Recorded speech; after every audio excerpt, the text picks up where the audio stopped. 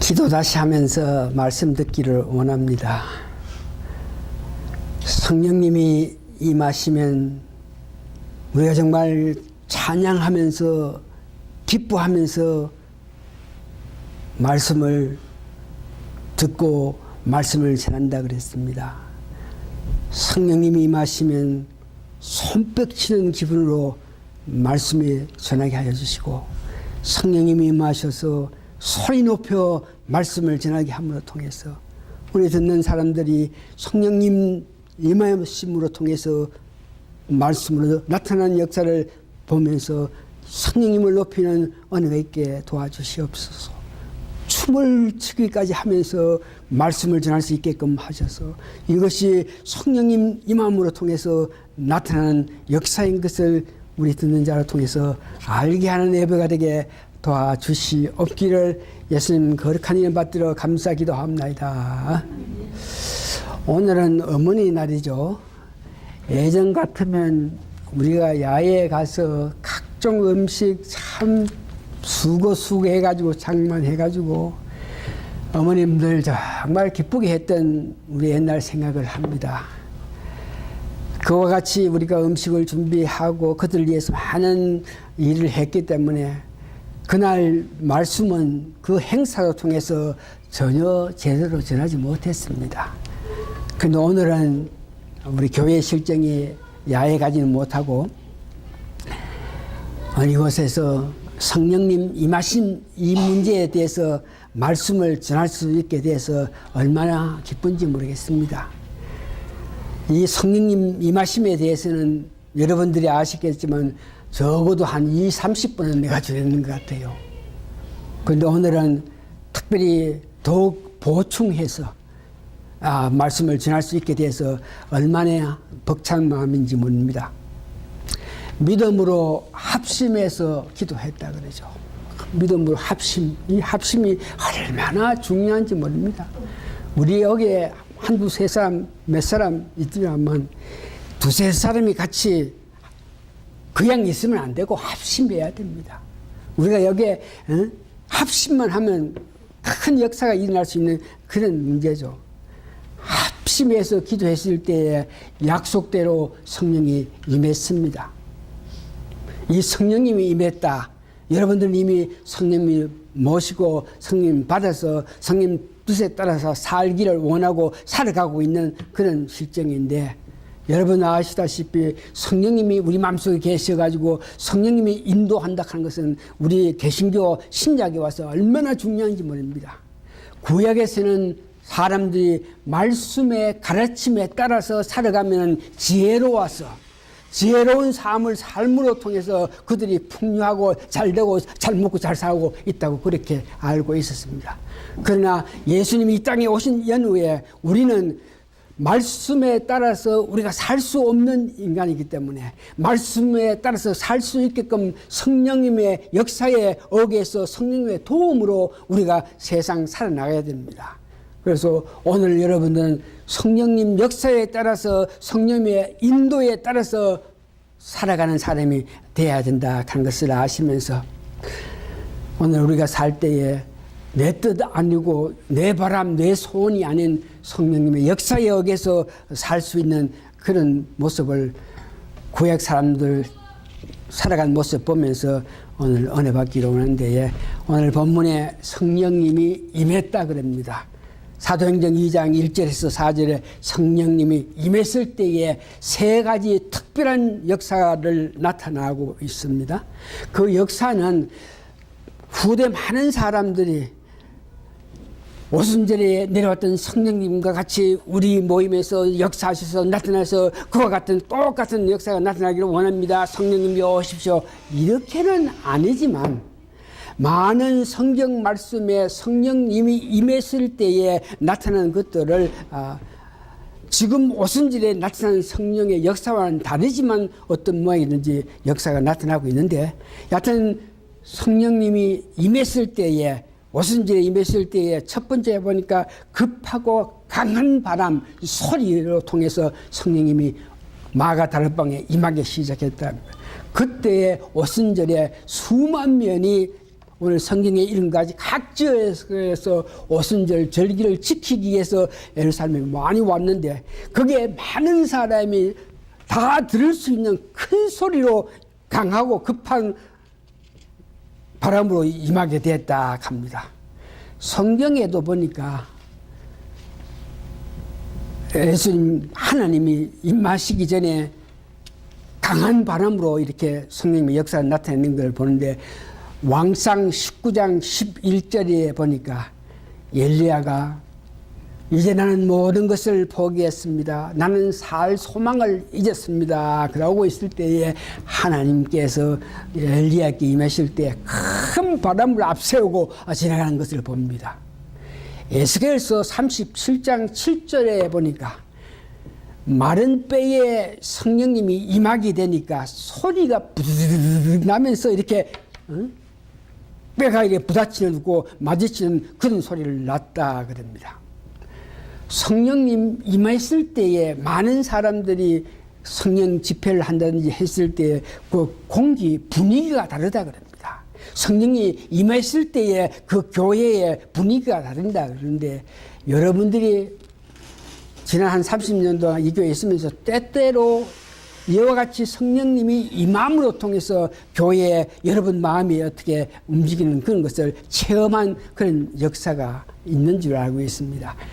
30년도 더 된 제가 성령 충만했을 때에 이 기도하게 되면 기도를 하면은 이렇게 막 강풍을 이렇게 일으키면서 막 입이 막 떨리기 시작해요. 뭐 기도를 하는데 그러면 막 이 손이 막 얼마나 막 흔드는지 그래서 그 흔들 때에 그 손에 이래 내가 흔들면서 보면 이게 뜨겁도록 이렇게 뜨거워지는 모습을 봐요. 그때는 막 그렇게 되구나 그러면서 그냥 그렇게 지났는데 많은 사람들이 은사 받고 은혜 받고 했던 사람이 저와 같이 손이 막 흔들리고 뭐 강풍이 열이 막 나고 할 때 그 열을 가지고 병등자에 향해서 기도 막 하고 할 때에 병등자가 나섰다 하는 말도 있는 것을 들어서 알고 있습니다. 두 번째 보니까 불에 혀 갈라지는 모습으로 임하기 시작한다. 여러분 불이 막 타오를 때 이래 보면 갈라지는 혀와 같은 모습으로 날름거리면서 불이 이렇게 타는 것을 봅니다. 출애굽기 3장 1절에도 보니까 모세가 불이 나는데 떨기나무가 타지 않는 그 모습을 보는 것입니다. 거기도 불이 나타남을 봅니다. 열왕기상 18장 38절에 보면서 갈멜산에서 바알 선지자와 450명 된 바알 선지자와 엘리가 싸울 때에 기도했을 때 그 제단에 물이 줄줄줄 흐르는데 불이 임해서 그 제단을 탔다 그랬습니다. 한참 은혜 받아서 기도할 때 보면 붉은 빛이 쫙 내게로 임합니다. 임하는 데에 그것이 엄숙하게 임함으로 통해서 그것이 두려워서 견디지 못하고 기도하다가 뻗쩍뻗쩍 깨고 했는데 나중에 많은 사람이 말할 때 그 붉은 빛이 임했을 때에 참고 견디면서 기도했으면 그 붉은 빛 이후에 어떤 행상이 나타난다 그랬는데 저는 그것까지는 못 봤지만 막 기도했을 때 한정 기도할 때 보면 붉은 뭐 햇빛 같은 것이 막 임하고 있는 것을 봅니다. 세 번째 보니까 다른 방언을 하게 됐다. 성령님이 임했을 때에 다른 방언을 했다. 여기에 사도행전 2장 9절에서 11절 보니까 확실하게 분명하게 어떤 방언을 했다 하는 소리는 나타나지 않은데 많은 학자들이 그때에 영적인 말을 성령 충만 받은 사람이 영적인 말 방언을 했을 때에 여기 15, 16 지방에서 다른 말을 하는 사람들이 그 사람들 한 말 전부 다 자기 나라 말 뜻대로 다 이해를 했다 그럽니다. 방언하는 것은 이런 모양으로 다른 사람에게 하나님 뜻을 이해하게끔 전하는 그런 역사죠. 특별히 이 구약 시대에는 오늘날은 문명이 발달되고 문학이 발달되고 언어가 발달돼서 다른 지역에 갈 때에 뭐 잠깐 이렇게 공부하면 그 지역에 사람들에게 지방말로 말을 해서 전할 수 있겠지만 그 당시에는 하나님께서 말씀을 주시지 아니하면 그 지방 사람에게 전혀 어떤 말을 못하게 전할 수 없는 그런 입장이니까 방을 줬다 그럽니다. 하여간 방언을 받은 사람들이 중요한 것은 방언을 하면은 이사야서 28장 11절에 보니까 마음이 아주 상쾌해진다. 방언을 하면은 로마서 8장 26절에 보니까 우리가 빌바를 알지 못하는데 방언을 통해서 우리가 마땅히 필요할 내가 처한 입장에서 내가 이 일에 대해서 방언을 함을 통해서 마땅히 빌바를 알게 해준다. 이때 빌바를 알게 해줄 때 그냥 기도가 방언을 할 때에 그런 역사가 나타난다고 그럽니다. 방언이 임했을 때 본문에 보니까 하나님을 높인다 그럽니다. 방언하게 된 것은 그 하나님을 높인다. 방언주로 하나님을 높이고 영의 말이죠.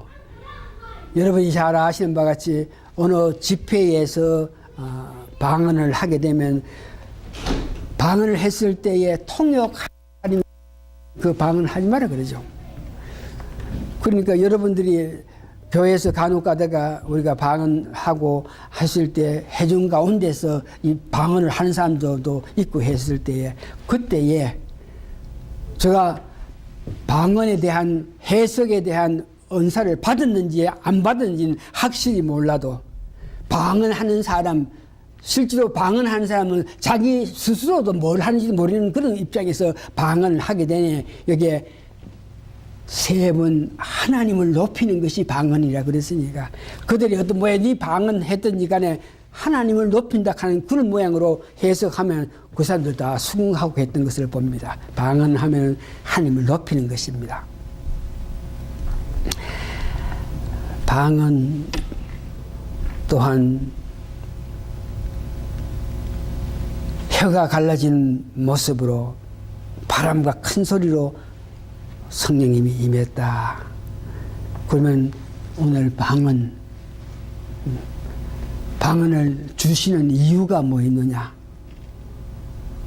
요한일서 1장 1절 2절에 보면 방언 주심으로 통해서 예수님 닮아가는 그런 사람을 만들기 위해서 방언을 준다고 합니다.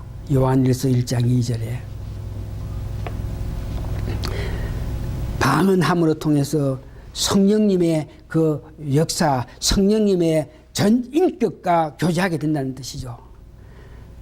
우리가 아는 마가복음 16장 15절에서 18절을 보니까 성령이 임했을 때에 나타난 역사가 여러분 아시는 바와 같이 믿는 자에게는 이런 표적이 나타나니 성령님을 받았을 때 나타나는 표적이니 곧 내 이름으로 귀신을 쫓아내며 새 방언을 말하며 뱀을 집으며 무슨 독을 마시더라도 해를 받지 아니하며 병든 사람께 손을 얹어 낫게 한다. 여기에 말하는 뱀이나 독 이런 것들은 인본주의적인 사상, 문화, 예술, 학문, 철학 이런 것들을 뱀 혹은 독으로 나타냈는데 성령 충만했을 때 성령님은 이런 것들을 인본주의 사상으로 통해서 어떤 말을 하고 세상 철학이든지 악한 영으로 말하는 것은 우리가 알아서 분별해서 처리할 수 있다는 것을 말합니다.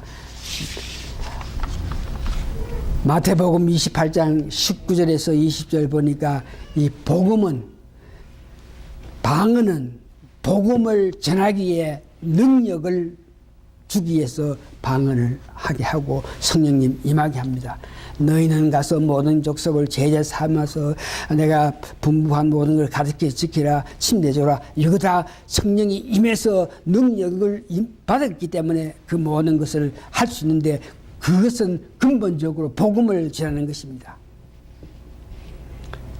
고린도전서 11장 23절에서 26절에 보니까 방언할 수 있게끔 하기 위해서 방언하는 자의 그 마음속에 성창식에 있는 죽음의 예수님의 죽으심과 부활에 대해서 기념할 수 있는 그런 마음을 주게끔 준다 그럽니다. 갈라디아서 5장 16절에는 육체적인 욕심이 아니고 성령이 임했기 때문에 성령 주시는 원인은 육체적인 욕심에 의해서 사는 것이 아니고 하나님 기뻐하시는 삶을 살게끔 하기에 주셨다 그럽니다. 요한일서 2장 20절 보면 말씀을 보는데 그것을 제대로 이해할 수 없는 그 당시 사람들에게 성령님이 조명해 주셔서 그 말씀을 바로 이해할 수 있게 했다 그럽니다.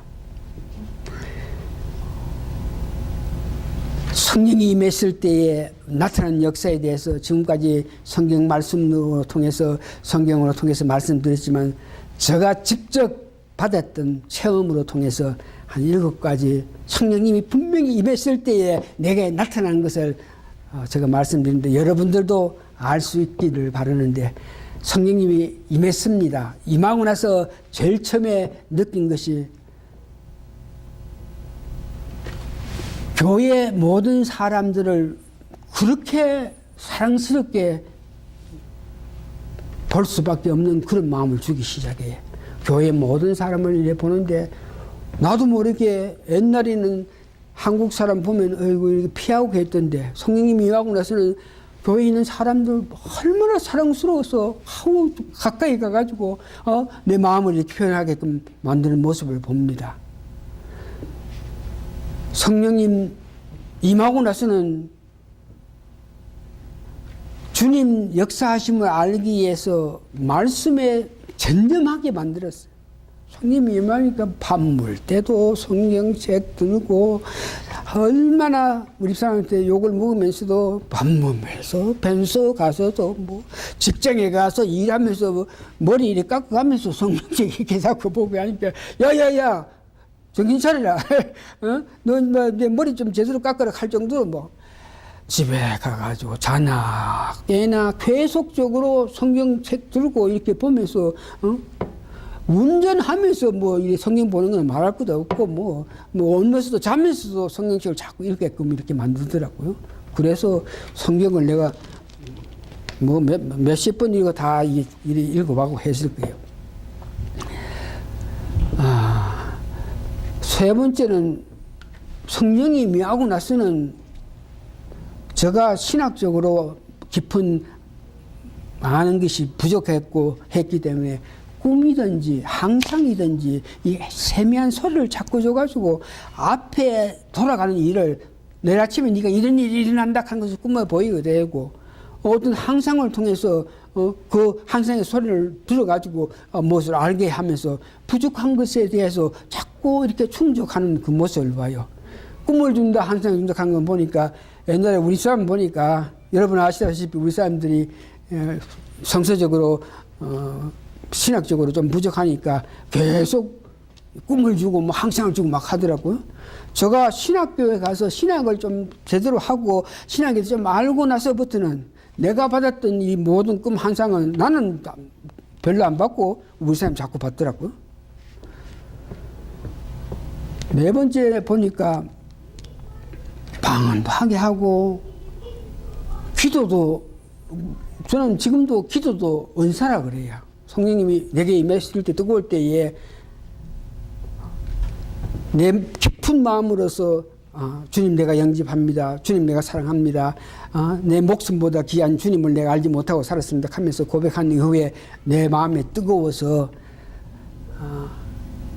교회 첫날 가서 그런 마음으로 뜨거웠는데 그 주일날 저녁 예배 참석했습니다.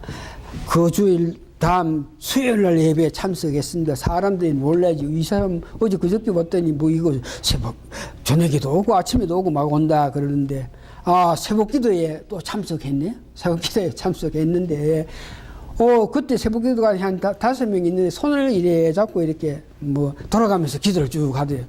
아이고 뭐 기자도 모르는 그런 입장에 기도를 하라 그러는데 이래 서가 있는데 보니까 내 앞에는 보니까 나만은 안수 집사님 한 분 있고 내 옆에는 또 어떤 여자분도 있고 뭐 이렇게 손을 잡고 이렇게 기도하는데 돌아가면서 하는데 아이고 내 쪽으로 자꾸 오는 거예요.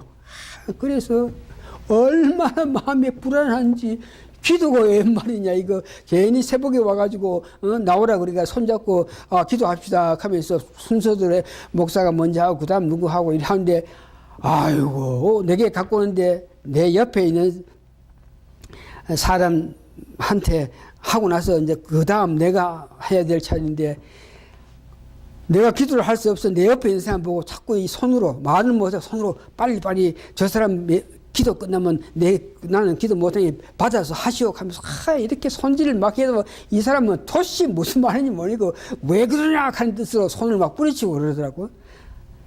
그런데 그 안수 집사님이 기도가 딱 끝나는 데에 옆에 사람은 기도를 받아서 연결을 해 나가야 되는데 기도를 할 생각도 안 하고 있는데 내게서 아버지님 하면서 막 기도가 나오는데 여하튼 얼마나 크게 기도를 했는데 기도 내용도 잘 모르겠어요. 여하튼 뭐 감사하고 감사합니다 그러면서 기도를 했는데 그때 이후에는 어디 모이든지 어디 있든지 가면 뭐 기도하고 싶어서 뭐 자꾸 기도할 수 있게끔 하고 기도할 때 뭐 하나님 감사합니다 그러면 하나님이 뭐가 그리 감사하나? 이러면 이렇게 모인 게 감사합니다 하면서 감사합니다 그러면 자꾸 이렇게 말씀을 연결해 주셔가지고 기도하게 만들고 성령님이 임했을 때 보니까 사람들이 교인들이 내가 열심히 한 것을 다 알더라고. 그래서 무슨 선거를 한다. 오늘 이 일에 누가 필요하나 하면 전부 내한테 이렇게 표를 줘가지고 내가 그때 한 18가지 장을 했어요. 그게 왜냐 그러면 사람들로 하여금 나를 볼 때에 저 사람은 믿음이 있다. 하나님이 같이 계신다 하는 걸 알게 해줬던 그런 모습을 봅니다. 굉장히 많은데 말씀을 전하기 위해서 원하는 그 마음 간절하더라고. 말씀을 전하고 싶어서. 성령님 내가 임하시니까 말씀을 전하기 원해서 어떤 말씀을 전할 수 있는 기회를 주면 그걸 가지고 하루 이틀 3일 계속 열심으로 연습하면서 말씀을 전할 그런 마음을 나한테 주더라고.